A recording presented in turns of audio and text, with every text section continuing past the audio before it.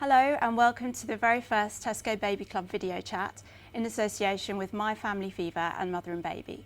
I'm Laura Palamudian, I'm the Deputy Editor of Mother and Baby, the UK's #1 parenting magazine and website. Today we'll be talking to a panel of experts about your baby weaning and feeding questions. With me today I have Dr. Sarah Temple, a family GP with a special interest in mother and baby bonding.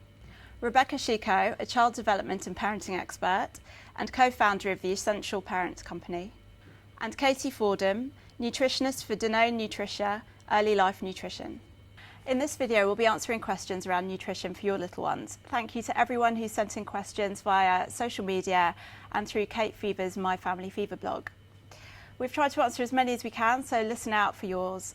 The first question is for Katie Fordham, our nutritionist. Katie, many of our baby club mums are confused about whether it's 5 a day, 7 a day, 8 a day, 10 a day. Can you shed some light on it, please?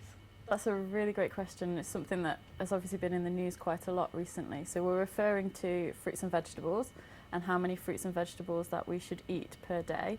And the NHS and Department of Health advises that you have around 5 fruits and vegetables a day. And this should start from weaning, really. But when we're looking at fruits and vegetables in weaning and early toddlers, we're thinking about different tastes more than the portion sizes. So it's really important that you introduce your baby to as much variety in fruits and vegetables as possible. So having at least 5 tastes of different fruits and vegetables every day is really key. And fruits and veg, they're really important because they've got so many vitamins and minerals in them, and they're low in fat and energy, so they don't fill us up too quickly, but they provide us with lots of really good nutrition. And there's lots of benefits to eating more than 5. So 5 should be a minimum. And if you can aim for anything more than that, 7, 8, 10, it doesn't matter, but anything more than 5 is a good place to start. We had 2 questions about overfeeding sent to the Tesco Baby Club website. Katie asked, my baby is 7 months old, what portion sizes should she have? That's a question that we get asked an awful lot, and frustratingly it's one that there isn't a set answer to. So there are no portion sizes for babies and small children, and that's because they're growing very rapidly, very quickly, but they're also growing at very different rates, and babies' appetites will vary from baby to baby, and you even notice it in different children. If you've had more than one child, you probably notice that your first child and your second child have very different appetites, and that's because their rates of growth are just very different. So it's best to be guided by whether your baby is hungry or full, and they'll show you when they're full. They'll start closing their mouth, they'll clamp their lips shut, they'll start pushing the spoon away, pushing food away, turning their head away from you, and maybe even crying or spitting food back at you.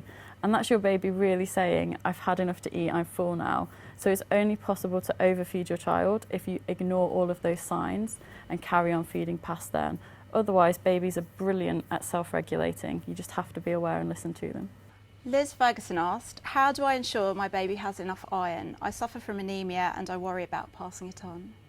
That's something that lots of mums will worry about, and it's something that you will have discussed whilst you're pregnant. So making sure that you get enough iron as a pregnant mum is the first step to helping make sure your child gets enough iron as a baby. Whilst you're pregnant, your baby is laying down stores of iron for once they're born. So having that iron supply really high when you're pregnant is a good way to start, but also whilst you're breastfeeding as well.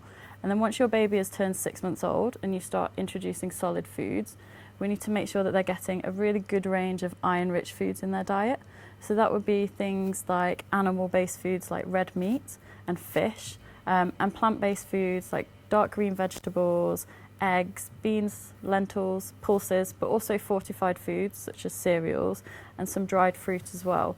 And to make sure that your baby's getting enough iron, you need to have those foods every day, so at least one of those foods every day, to make sure that they're getting enough.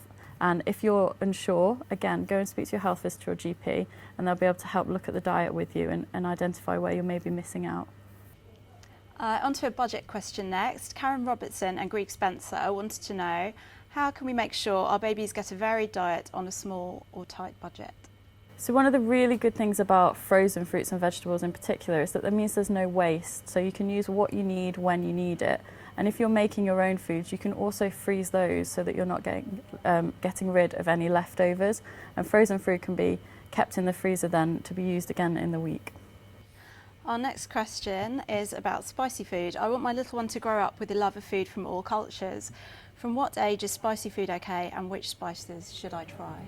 Well, I think that's a really great ambition, to want your baby to grow up with a love of food from all cultures. And again, the best way to start is very young. So anything that you want to introduce around herbs and spices can be done when you start weaning. But what we tend to suggest is that the very first foods you give are single flavours. So having vegetables on their own, or some baby rice or some fruit, just so that baby gets used to these flavours before adding more herbs and spices later down the weaning journey, but definitely before 1. What I would avoid is very, very spicy foods, so very hot chilies, for obvious reasons, that babies will find them very surprising and may upset their tummies a little bit, and you may get some surprises in the nappies if you start introducing them soon. And also think about adding yoghurt to foods that you think might be a little too hot for baby. But again, like with vegetables, if you've eaten spicy foods during pregnancy and throughout breastfeeding, your baby will already be used to those flavours, so they'll probably take to them really readily. And some mums have asked, is it okay for babies to be vegetarian or vegan? Absolutely, it's fine for babies to be brought up as vegetarian. It's actually very easy for you to do, but you need to think about what foods you are giving. So if you're vegetarian and you're avoiding all meat and fish, it's important that you have a look at where you're going to get protein from in your baby's diet. And this might be where you need to speak to your health visitor or your GP, or even a dietitian if available, just to support you to make sure you get enough protein. And if you are bringing your child up as vegetarian, you need to make sure they have at least 3 sources of protein in their diet a day, to make sure that they're just getting all the different nutrients that those foods would provide. If you're bringing up your baby as vegan, it can be a little bit harder to get some other nutrients. So definitely, if that's the case, you do need to go and speak to your GP and tell them your plans. There are some vitamins and minerals that you can only get from animal products, so you will need to use fortified foods and possibly supplements. But the GP would be the best person to help direct you there.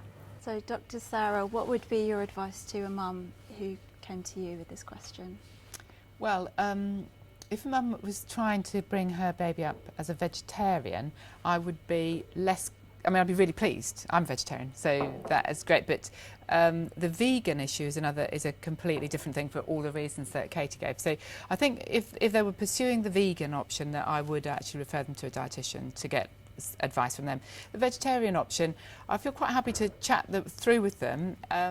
We'd have to sort out things like whether they've got any allergies in the family, things like nut allergies, because as Katie quite rightly said, it's much more difficult to get the proteins that you need for normal growth from standard vegetables, and they're going to have to really look at putting nuts, seeds, grains into the diet. Thank you so much to Katie and the rest of our panel. Remember, if you have any other questions, please go to the Tesco Loves Baby Club website, where you'll find lots more answers.